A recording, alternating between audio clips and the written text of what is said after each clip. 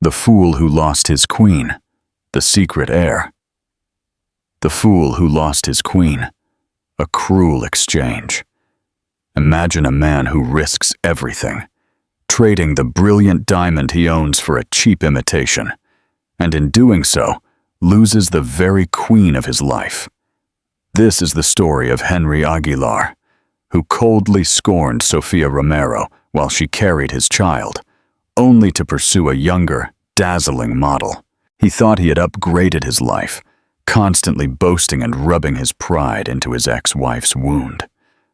But what will happen when this self-satisfied man is forced to be in the front row, witnessing the spectacular, dazzling return of the woman he had scorned? While Henry was busy strutting with his cheap replica, Sofia, the single mother quietly rebuilding her life in Manhattan's Upper East Side, was secretly being courted and treasured by one of the world's most reserved and powerful billionaires, Julian Cortez. Prepare for an epic vengeance where the prestigious red carpet of the grand charity gala at the New York Public Library is not just a fashion runway, but a decisive battlefield. This is the moment the whole world will witness the coronation of a betrayed woman, where she rises and reclaims everything she lost with a grace that far surpasses anything her betrayer could have imagined. The usurper is about to pay for his own stupidity. The collector and his trophy. Henry Aguilar was a man who collected beautiful things. His penthouse in the heart of Miami's Star Island was a testament to his exquisite, if somewhat soulless taste. Polished chrome and white leather furniture sat on a vast expanse of imported Italian marble. Abstract art by trendy, up-and-coming artists adorned the walls, each piece a calculated investment.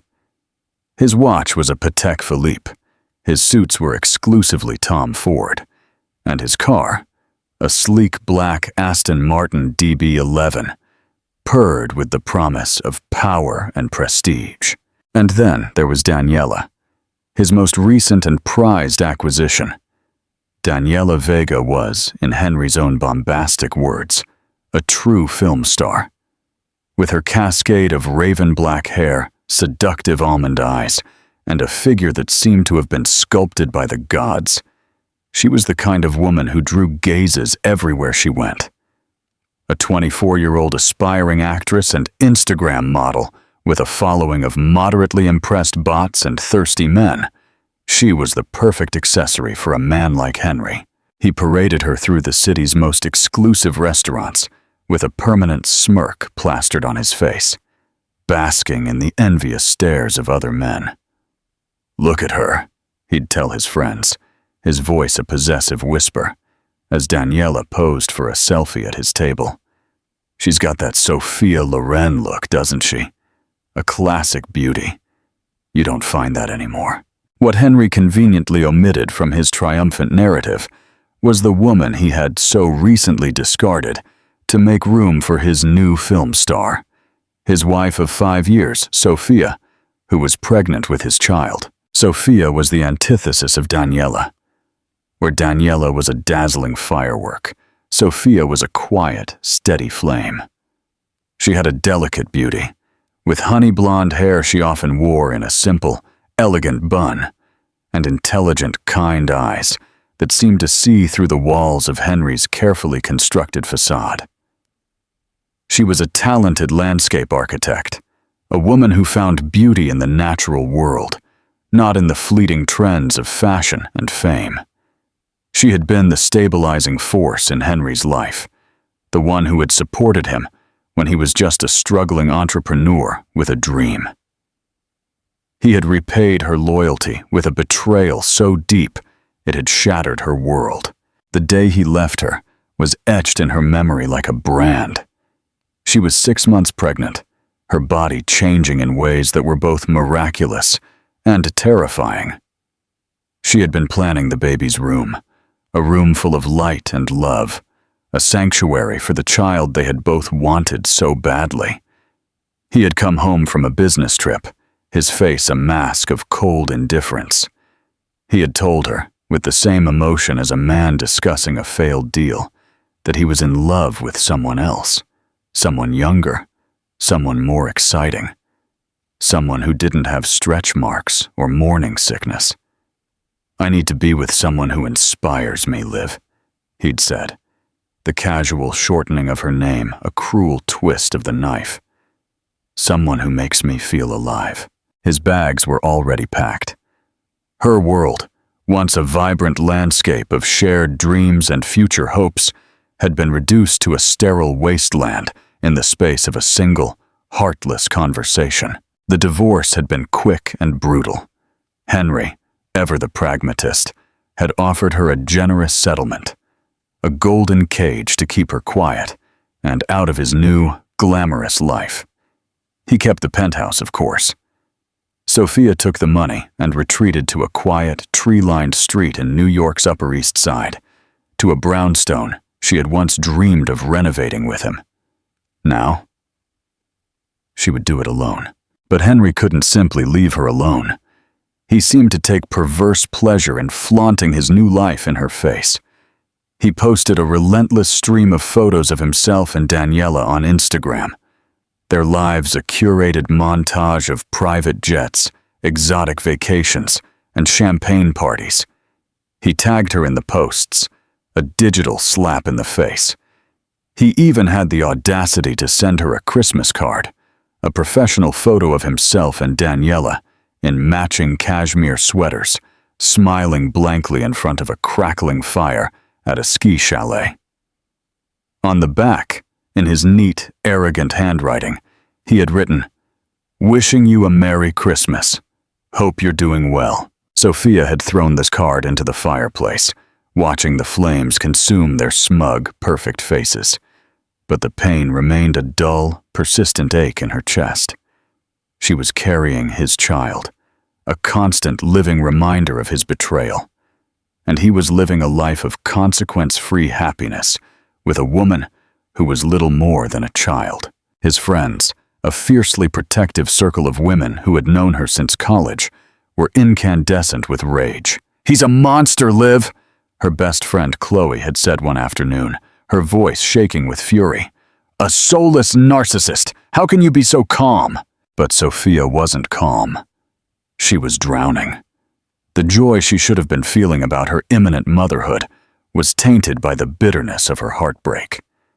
She sat in the half-finished nursery, surrounded by boxes of unassembled furniture and untouched baby clothes, and cried until she had no tears left. Audience interaction. Have you ever felt so overwhelmed by pain that life seemed to stop? We'd love to hear your story in the comments below. What do you think was the cruelest part of Henry's betrayal? Henry, meanwhile, was utterly oblivious to the depth of her despair. Or perhaps he was aware and simply didn't care. His world was a bubble of self-congratulation, and Sophia was a distant, unpleasant memory he could easily dismiss. He was too busy curating his image as the man who had it all.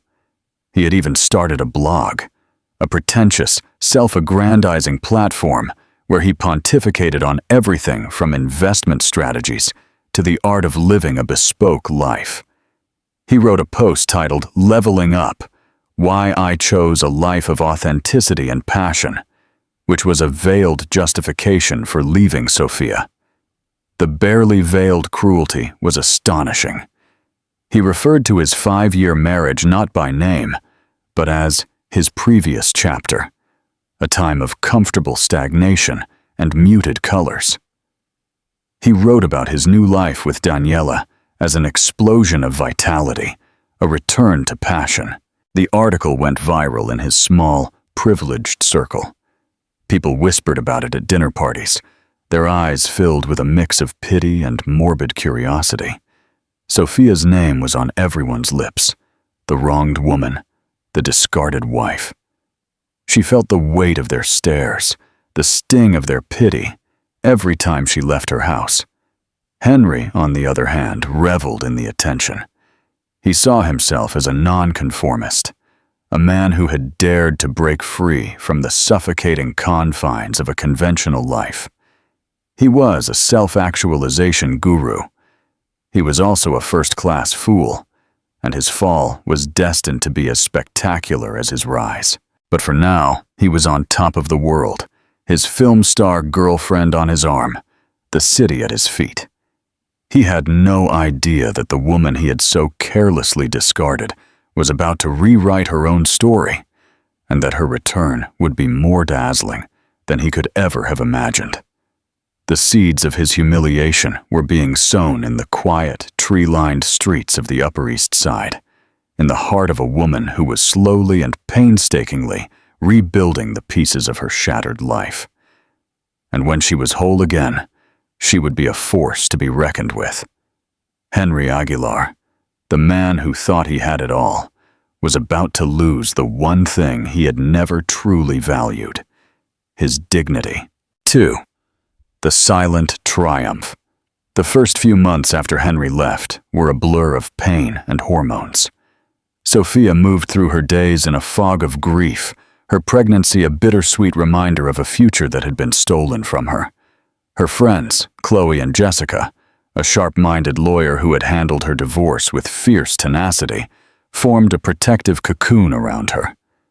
They listened to her cry, railed against Henry's cruelty, and gently but firmly pushed her toward the future. "You can't let him win, Liv," Jessica had said one afternoon. "And right now, by letting yourself be consumed like this, you are letting him win. You have to prove to him, and more importantly, you have to prove to yourself, that your life didn't end when he walked out that door." Jessica's words, though harsh, were a necessary jolt. Sophia knew she was right. She couldn't let her grief consume her, not when she had a new life growing inside her, a life that deserved a happy, healthy mother. That night, she made a decision. She would not be a victim. She would be a survivor. The next morning, she woke up with a renewed sense of purpose. She started with the nursery. She unpacked the boxes, assembled the crib, and painted the walls a soft, sunny yellow. This room was not a monument to her loss. It was a promise of a new beginning. She threw herself into her work, channeling her pain and anger into creativity. As a landscape architect, she had always found solace in the natural world, in the patient, resilient beauty of plants and trees. She took on a challenging new project, a commission to design a rooftop garden for a new luxury hotel in downtown Manhattan. The project was ambitious and demanding, and it was exactly what she needed.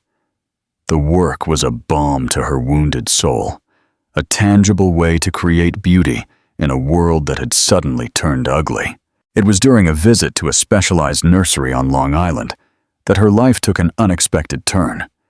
She was looking for a particular variety of Japanese maple, a rare cultivar with delicate lace-like leaves. The nursery owner, a gruff but knowledgeable man named Mr. Hernandez, told her he had sold the last one to a private collector. "A real plant enthusiast, that one," Mr. Hernandez had muttered. "Buys up all my best stock, lives on a huge estate in the Hamptons. A true recluse, they say. His name is Julian Cortez." The name meant nothing to Sophia. She was disappointed, but thanked Mr. Hernandez and was about to leave, when a sleek black Rolls-Royce Phantom pulled up to the nursery. A tall, impeccably dressed man with salt and pepper hair and piercing blue eyes stepped out of the car. He exuded an aura of quiet authority, a man who was accustomed to being in control of his environment. Mr. Hernandez's face lit up. "Well, speak of the devil," he muttered to Sophia. "That's him. That's Mr. Cortez." Julian Cortez overheard him, and a faint, amused smile touched his lips. He walked toward them, his gaze falling upon Sophia. There was an intensity in his eyes that made her feel both seen and slightly nervous. "I hope I'm not interrupting anything," he said. His voice was a low, cultivated baritone that sent an unexpected shiver down her spine. Not at all, Mr. Cortez, Mr. Hernandez said jovially. This young lady was asking about your Japanese maple. Julian Cortez's gaze returned to Sophia, a glint of curiosity in his eyes.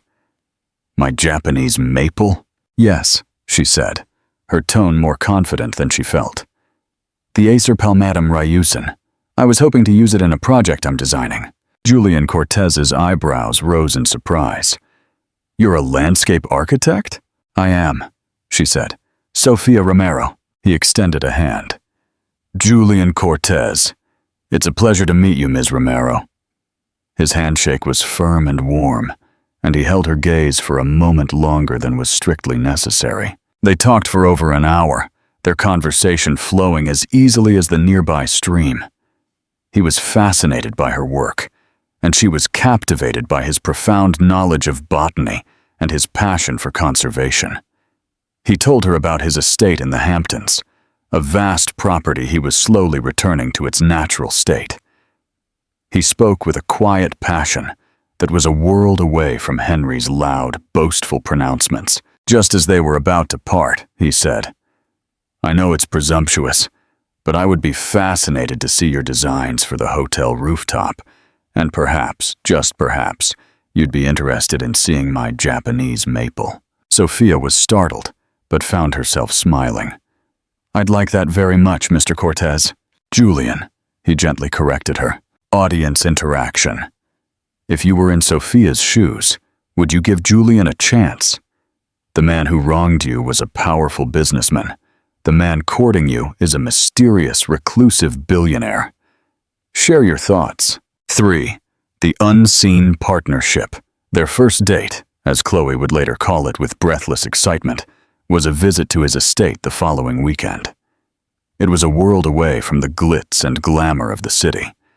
A long, winding driveway led through a dense forest to a magnificent stone manor overlooking the sea.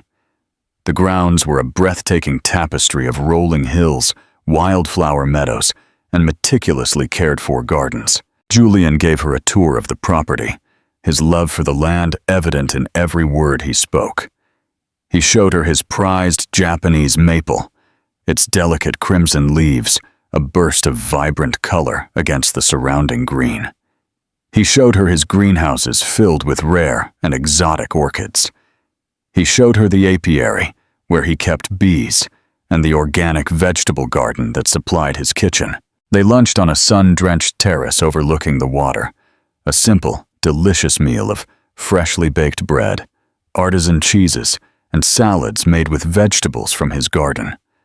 They talked for hours about everything and nothing. She found herself opening up to him in a way she hadn't with anyone in a long time. She told him about her pregnancy, her recent divorce, and her struggle to rebuild her life. She hadn't meant to. The words simply poured out of her, a flood of pent-up pain and vulnerability. He listened patiently, his blue eyes filled with a compassion so genuine it brought her to tears. He offered no promises or easy answers. He just listened, and in his quiet, attentive presence, she felt a sense of peace that had been absent from her life for so long. When she told him about Henry, about his cruelty and his constant need for validation, a flicker of something cold and hard entered his eyes. He sounds like a very small man, he said, his voice low and firm.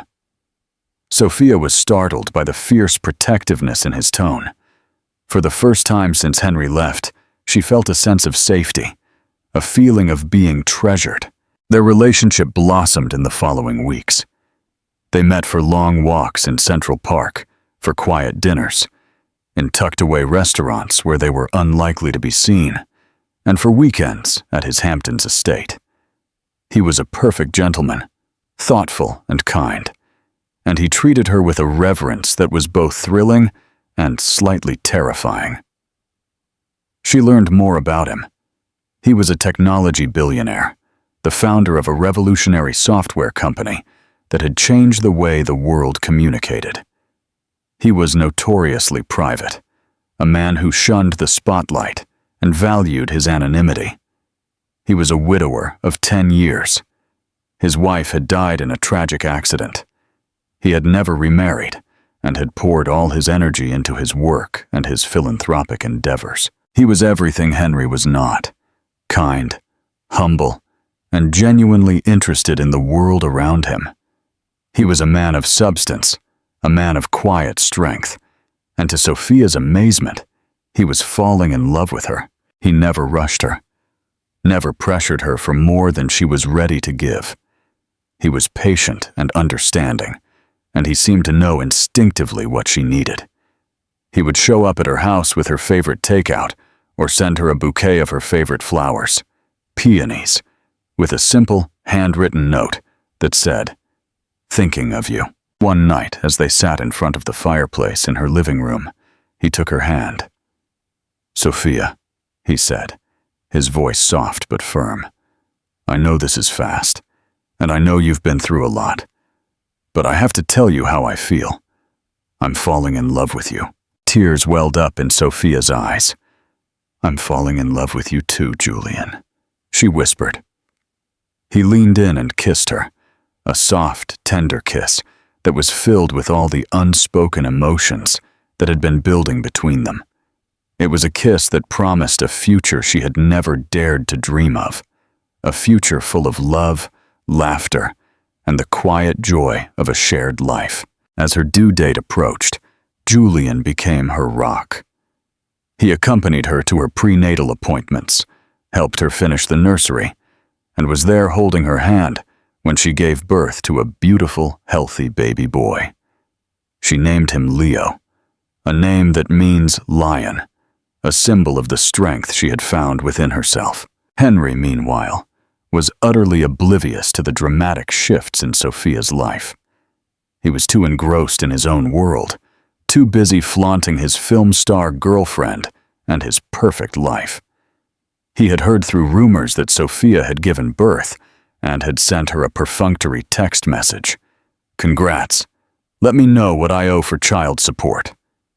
He had no idea that Sophia was no longer the broken, lonely woman he had left behind.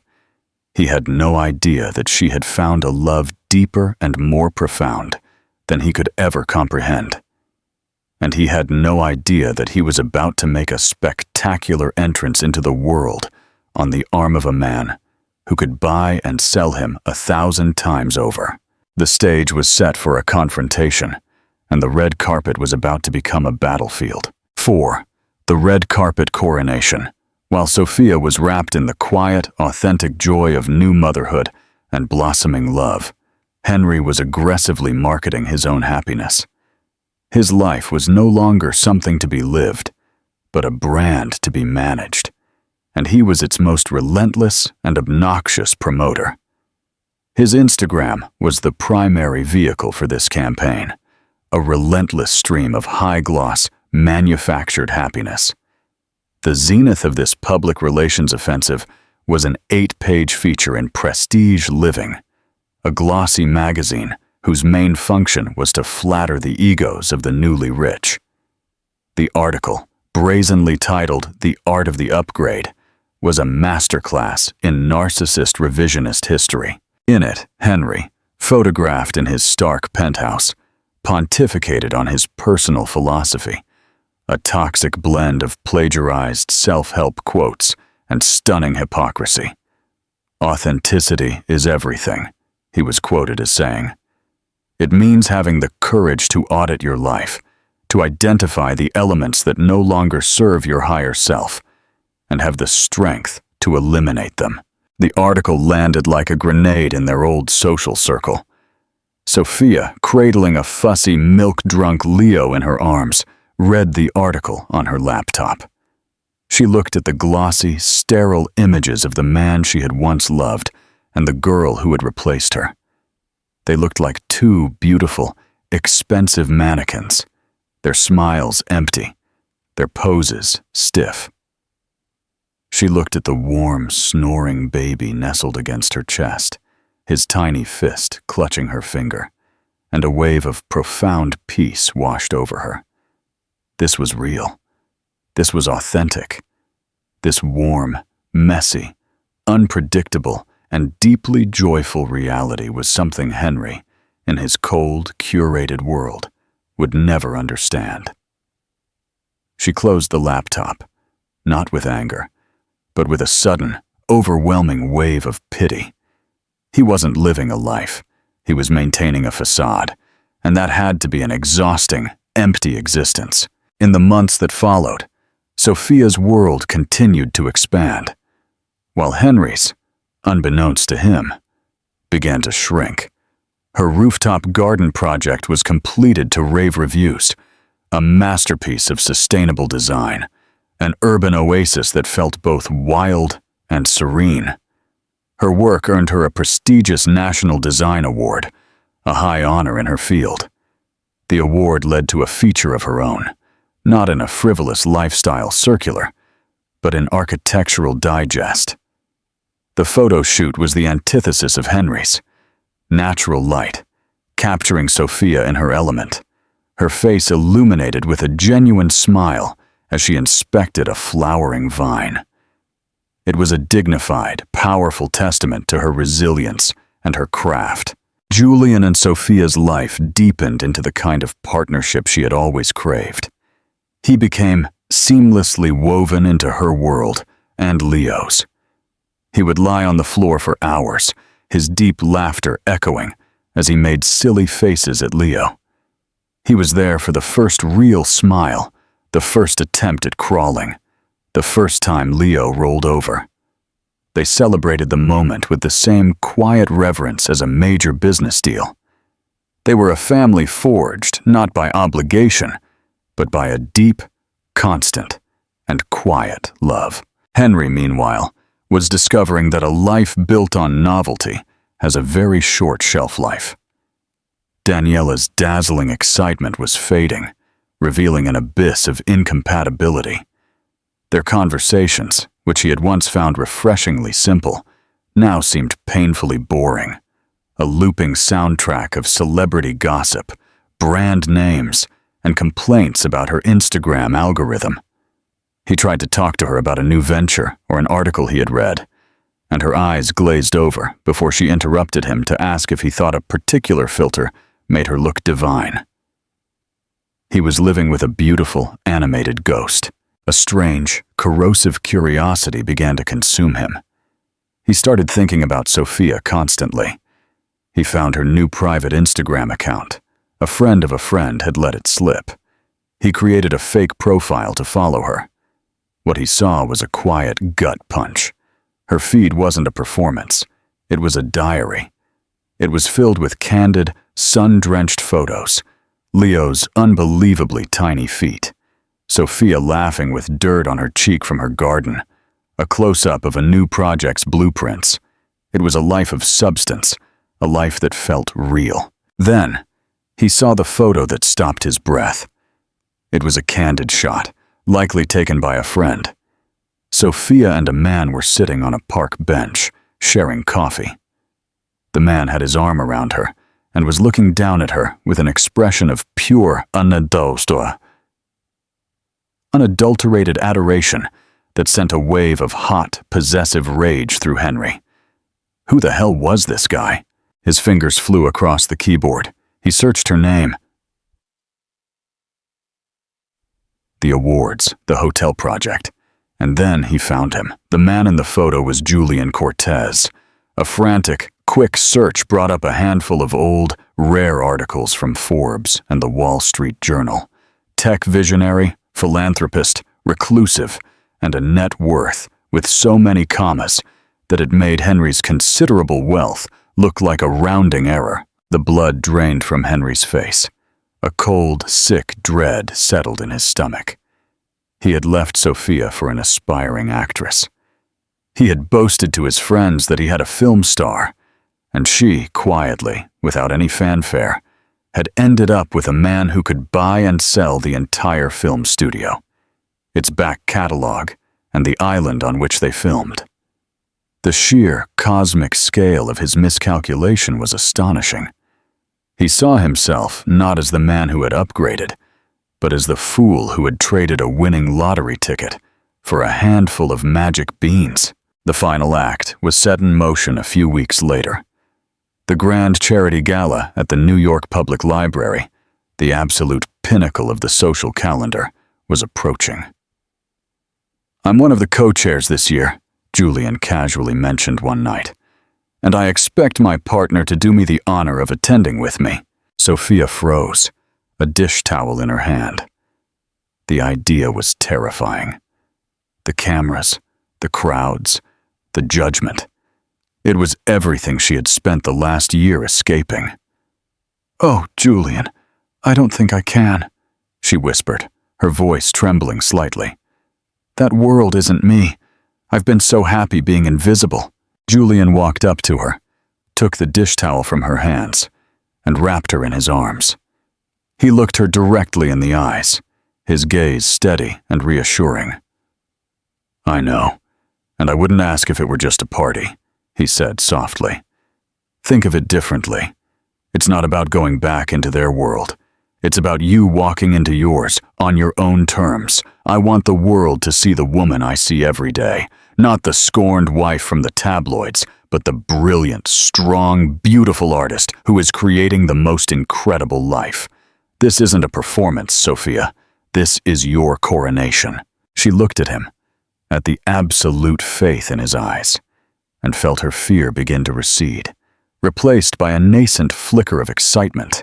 He wasn't asking her to be an accessory. He was asking her to claim her crown. "All right," she breathed out, a slow smile spreading across her face. "All right, I'll go." The next day, she made a call to a stylist. Julian had recommended a legend, known for creating iconic, elegant looks. As she described her vision, something elegant, powerful, and unwaveringly hers. She felt a sense of purpose solidifying within her. Meanwhile, across town, Henry Aguilar was pulling every string he could, calling in every favor he was owed to secure his own tickets to the gala. He finally got them, and he and Daniela immediately began planning their assault on the red carpet, plotting a coordinated look designed to get them noticed. He had no idea. He was a supporting actor in a drama he didn't even know was being written. He was preparing for a party, while Sophia was preparing for a resurrection. The grand execution. The night of the grand charity gala at the New York Public Library was less a party and more a controlled detonation of fame and fashion. It was a sensory assault, a glittering maelstrom on the grand staircase.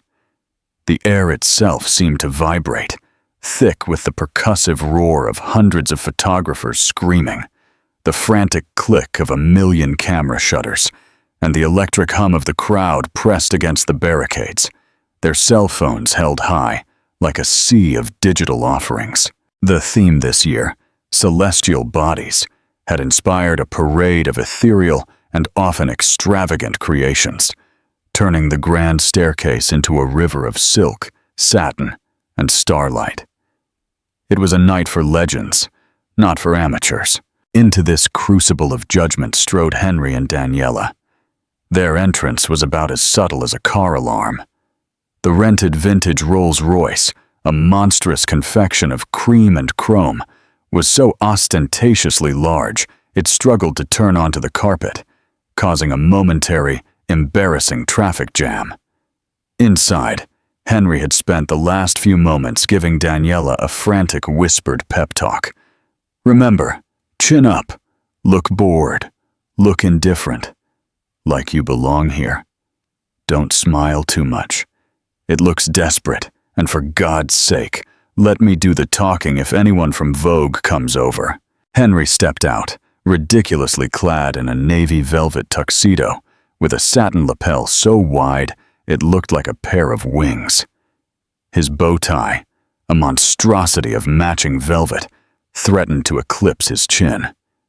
He plastered a smug smile on his face, a pathetic imitation of the confident arrogance he had seen in movies, and struck a pose. Daniela emerged behind him, a human disco ball stuffed into a silver-sequined gown, with a neckline that plunged to her navel and a slit that rode precariously high on her thigh. The dress was designed not to be admired, but to be noticed. A desperate plea for attention in a room full of assured whispers. They were an assault on the senses, a garish splurge of new money and unbounded ego. They posed together, their movements stiff, choreographed, and utterly devoid of warmth. Henry's hand on Daniela's back looked less like an affectionate caress and more like he was maneuvering furniture. Daniela cycled through her 3 characteristic poses: the pout, the sexy over-the-shoulder, and the hand-on-hip smirk. The veteran photographers on the line, men and women who could spot a fake a mile away, took their obligatory shots with an air of weary disdain before turning their lenses, hunting for a more authentic moment. A true star. Henry, however, was locked in a fortress of self-deception. In his mind, the flashes were a confirmation of his status. The screams were for him. He was the man who had it all. The film star girlfriend, the bespoke life, a ticket to the most exclusive party on the planet. He felt a surge of triumphant glee. He scanned the crowd, his eyes hungry for recognition, for the looks of envy he was sure he was receiving. He was here. He had arrived. He had no idea he was merely the opening act to his own execution. Then, a palpable shift occurred on the carpet. A quiet authority replaced the chaotic energy.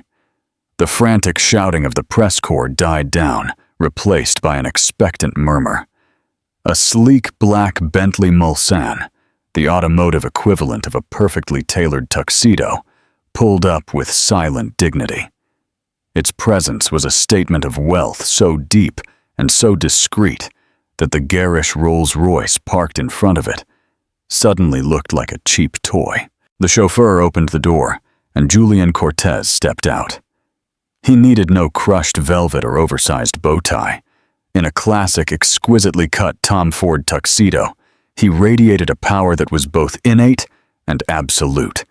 He moved with unhurried grace, a man completely at ease in his own skin and in any setting he chose to occupy.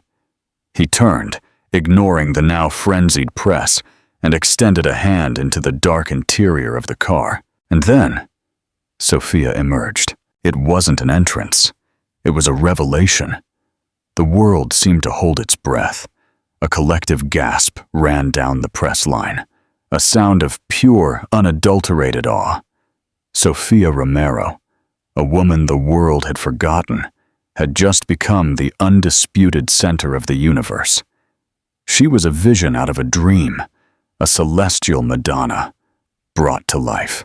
Her gown, a custom creation by a revered Parisian couturier, was a masterpiece of midnight blue silk chiffon that seemed to have captured the night sky.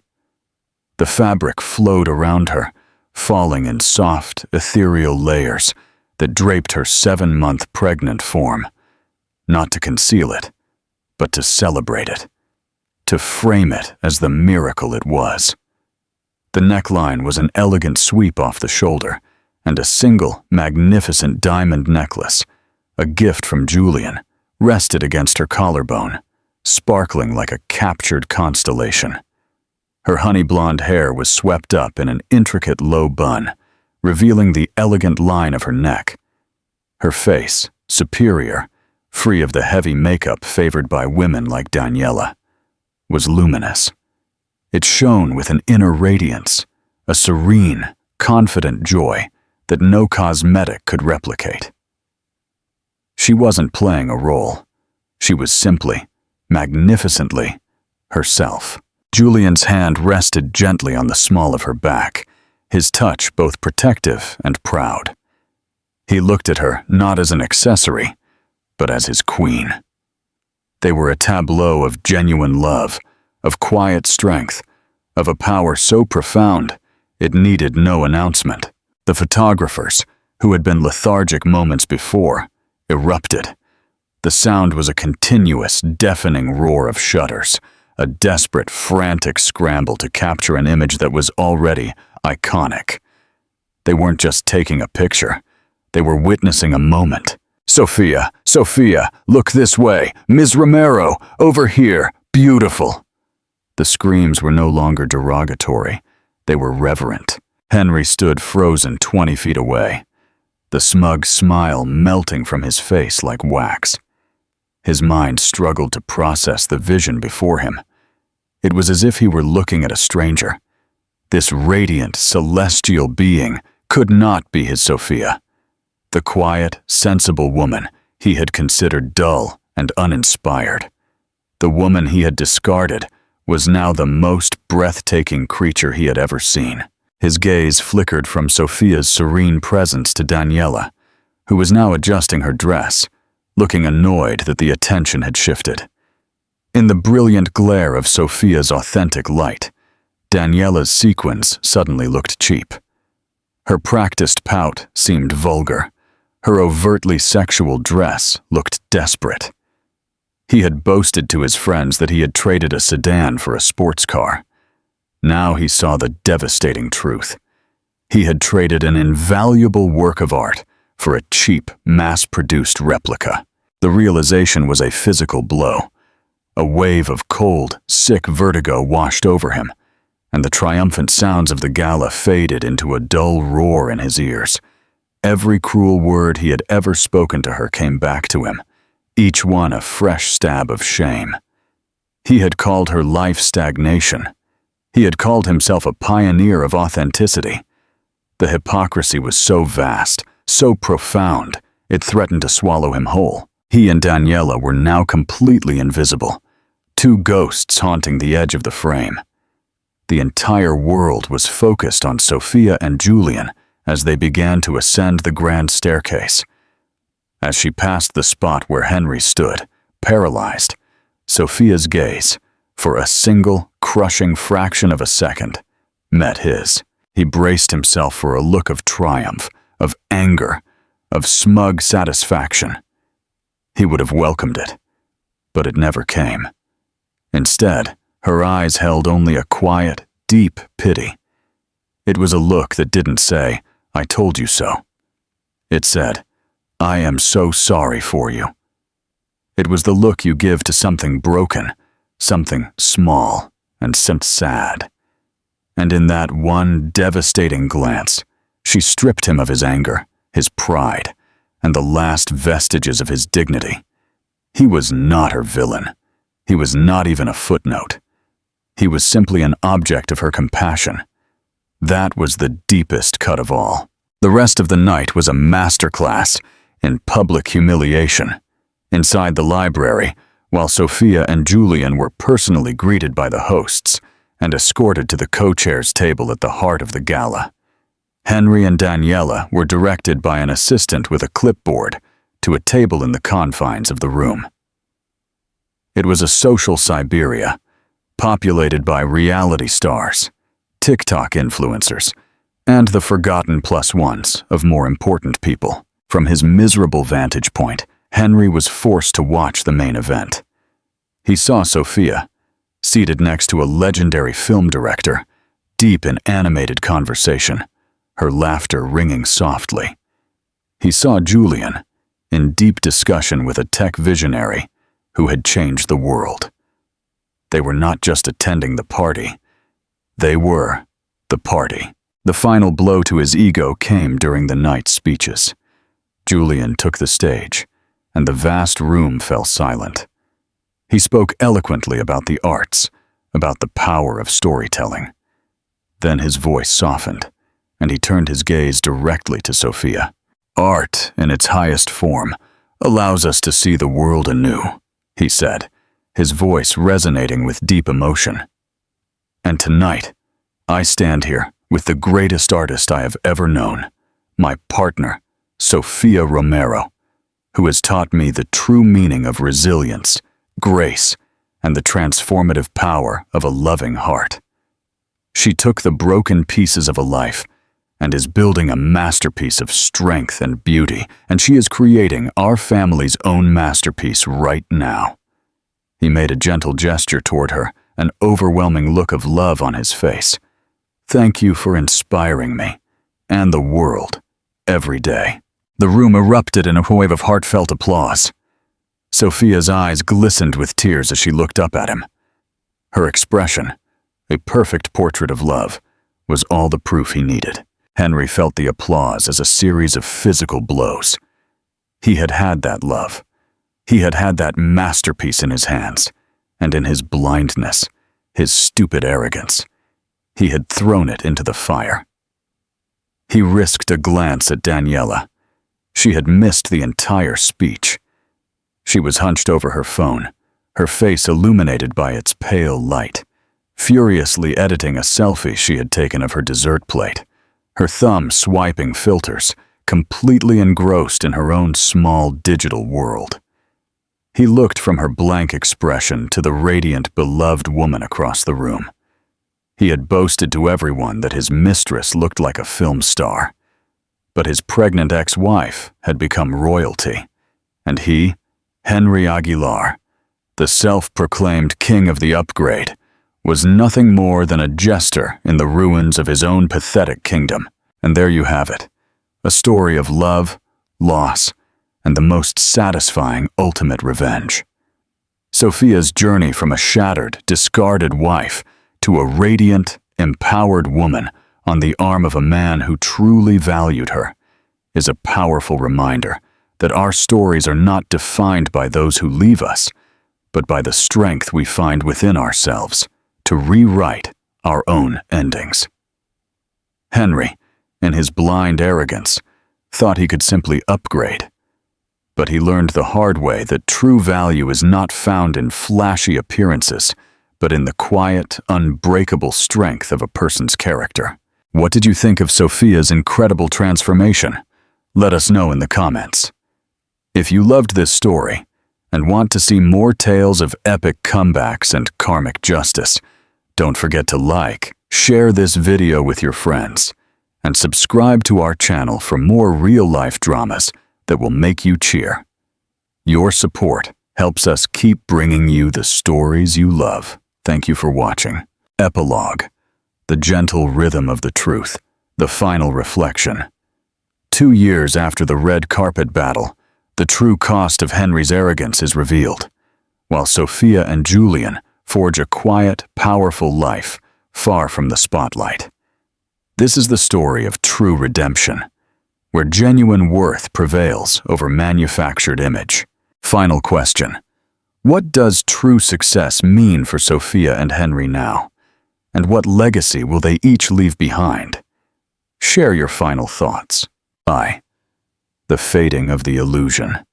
2 years had passed since the night of the gala, the infamous red carpet showdown, Sophia's midnight blue resurrection, and Henry's humiliating traffic jam. Remained the stuff of legend in the New York elite circles, a cautionary tale whispered over champagne. For Henry Aguilar, the consequences were immediate and total. The public display of his cruelty, coupled with the revelation of Sophia's powerful new partner, effectively poisoned his brand. Investors who valued stability and discretion began quietly withdrawing their capital. His carefully curated image as a visionary crumbled. His relationship with Daniela ended abruptly the morning after the gala. She realized that Henry was not the ascending star she had gambled on. He was a liability, a sinking ship. She left his penthouse with her Birkin bag and her self-pity, immediately finding a new, slightly less wealthy, but less scandalous patron. Henry found himself back where he started, alone in his stark, beautiful penthouse. The only difference was that his pride, his most valuable asset, Gio de Debi Hui Huai Huan Tuan. He continued his blog for a few more months, desperately trying to reframe his loss as a pivot to authenticity. But the emptiness was palpable. Eventually, the penthouse was quietly sold to cover escalating business debts. Henry Aguilar, the man who had traded a masterpiece for a mirror, disappeared from the social scene entirely, becoming the very ghost he had once accused Sophia of being. 2. The new measure of success. In contrast, Sophia and Julian found their true success in the quiet, profound rhythm of their private life. They moved permanently to Julian's secluded Hamptons estate, far from the city's chaotic energy. Julian, true to his word, used his influence not for profit, but for purpose. He channeled his resources into the Gallardo Family Foundation, renamed to honor Sophia's maiden name, Romero Cortez Foundation, funding groundbreaking initiatives in sustainable urban planning and technology education for underprivileged youth. Sophia's career blossomed. She was now highly sought after, her design work celebrated for its serene beauty and ecological consciousness. Her days were now measured in moments, not millions. Being present for Leo's first words, Mama, followed quickly by Papa, his first steps among the Japanese maples, and the quiet mornings sharing tea with Julian on their terrace. The Asian contracts are ready for the Foundation's tech model, Julian told Sophia one afternoon, his eyes glowing with genuine pride. Sophia smiled, running her hand through the soft leaves of a new flower pot. That's wonderful. But remember, the Tokyo launch is only 4 days. Leo has his first t-ball game on Saturday. The gentle, non-negotiable boundary of time was a constant reminder of their pact. Sure. The legacy of Leo. Their greatest achievement was the healing that surrounded their son, Leo.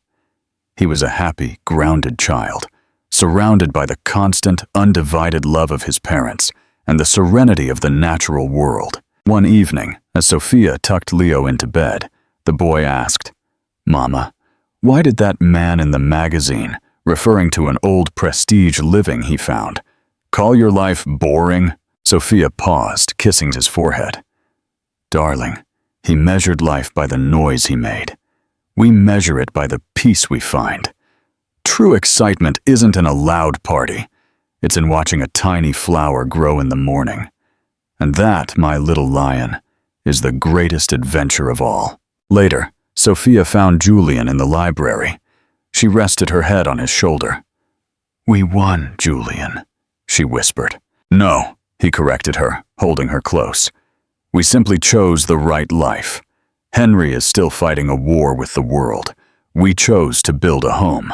The story of Sophia Romero is a powerful reminder that the ultimate act of vengeance is not to make your betrayer suffer, but to build a life so genuinely rich, so deeply joyful, that their existence becomes utterly irrelevant to yours. She didn't just reclaim her life, she redefined what winning truly meant. Final message.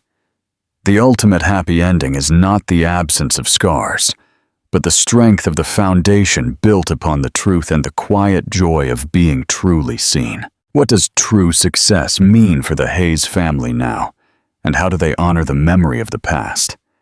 Share your final thoughts. Epilogue. Final. The infinite value of time. The last reflection. The true price of arrogance was the loss of joy. The true value of wealth is the ability to buy time, not for business, but for love. Sophia and Julian have found a perfect equilibrium, proving that the quiet life holds the greatest power. Final question. What does true happiness look like for a couple who now values presence over prestige? Share your final thoughts on their ultimate victory. The equilibrium. 2 more years unfolded, bringing the Hayes Cortez family into a state of quiet, profound equilibrium. The Hamptons estate, with its sprawling gardens, became less a status symbol and more a living testament to Sophia's belief in the resilient beauty of nature. Julian Cortez, the former recluse, found himself smiling constantly. His philanthropic work had shifted entirely to supporting young entrepreneurs from backgrounds similar to Sophia's, a subtle way of investing in worth, not just net worth. He never had to announce his power. It was evident in the quality of his silence and the depth of his attention. Sophia's ultimate victory was evident in her effortless presence. She led the Romero-Cortez Foundation, transforming urban blight into green spaces across the country. She was no longer just a survivor or an architect. She was a visionary, using her voice to inspire change, not to seek validation. 2. The haunting of arrogance. The shadow of Henry Aguilar had faded into an anecdote, a ghost story of the social world. Henry, having lost everything to debt and bad decisions, briefly tried to contact Sophia through a lawyer, seeking to establish visitation rights with Leo. Sophia's lawyer replied with devastating simplicity. "Mr. Cortez has already legally adopted Leo. Furthermore, your prolonged period of abandonment and your documented public actions make any claim entirely moot. The window for being a father has closed." The news marked Henry's final, absolute defeat. He had lost his son, his wife, and his very identity as a man of consequence. 3. The infinite value. On a quiet summer evening, Julian and Sophia sat on their terrace. Lucas, now 4, was asleep inside. The air smelled of salt and jasmine. "You know," Sophia murmured, resting her head on Julian's shoulder, "the greatest irony is that Henry spent his life trying to buy power with money, and you used your power to buy time." Julian gently kissed her hair. "The true luxury, my love, is not the cost of the jet. It's the ability to wake up next to the person you love without the need for an alarm, and to watch your son catch a firefly without having to check an email. That time, unaccounted for, unmarketable, and entirely ours. That is the only infinite value." They sat in comfortable silence, their hands intertwined. Their life, quiet and deliberate, was the ultimate, unassailable triumph over the noise and vanity of the world they had left behind. They had built not just a family, but a legacy defined by presence, authenticity, and the profound realization that love is the only empire worth owning.